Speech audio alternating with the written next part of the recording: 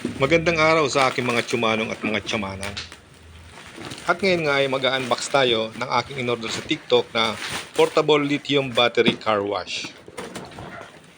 So buksan natin kung anong laman. Ayan, meron siyang hose.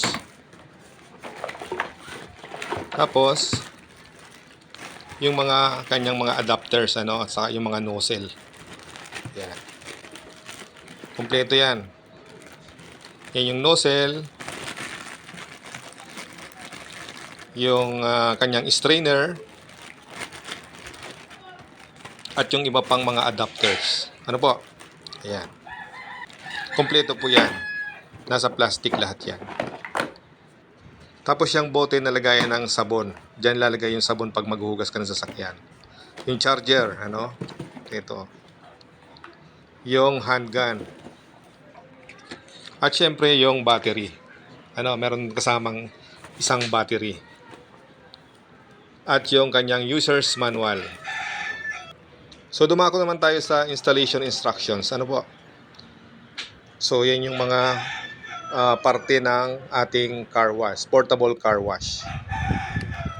At dumating naman tayo sa instruction. Yan, ikabit lang yung hose doon sa pinakang water pipe adapter. Yan, iikot-ikot nyo lang yan. Katulad nung pag-ikot sa inyo ng inyong mga jowa. Yan. Tapos, i-roscas nyo lang yan. Higpitan nyo lang para mag-lock yung kanyang hose. Ano po? Yan. Tapos, itong strainer, ilagay mo sa kabilang dulo ng kanyang hose. Ikot mo rin yan. Yan. Sa kanyang, ang tawag yan ay filter screen.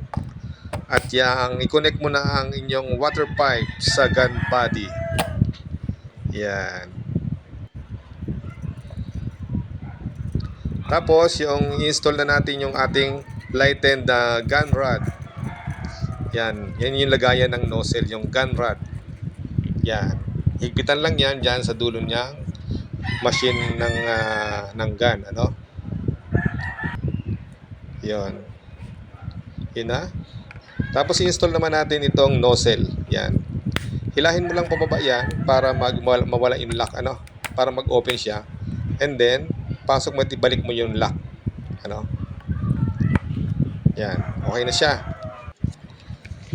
So, yan yung ating portable gun. Tapos, yung kanyang chargeable na battery, in-install na rin natin. Yan, 48 volts, Yan. So, order na lang uli ako ng isa pang battery para meron akong extra. Yan na po yung ating portable car wash. Yan. Titestingin natin yan. Testingin muna natin yung battery kung siya nag-charge.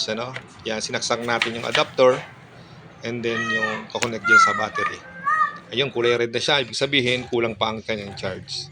So, kumuha na tayo ng tubig niyan at itestingin na natin yung ating portable lithium battery car wash. Ayan, pinutin mo lang yung switch, yung pinakanggatilyo niya. Yan. Okay, medyo malakas-lakas din naman. Siyempre, hindi man siya katulad ng malakas kagaya noong sa mga 5 pisong nahulugan. Pero okay na din, Yan. Nakakadala na rin ng mga dumi-dumi yan. So, siguro, medyo mahina pa yung kargang battery.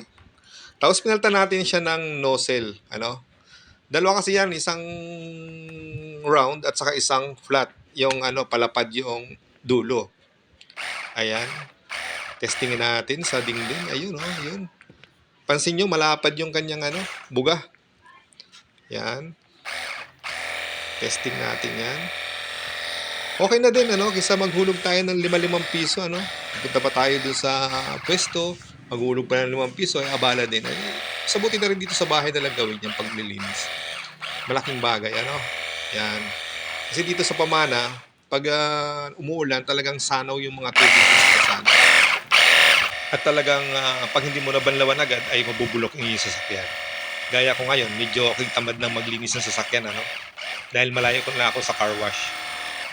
Yan, napakalaking bagay nito sa akin, Napakalaking tulong sa akin itong portable car wash na to.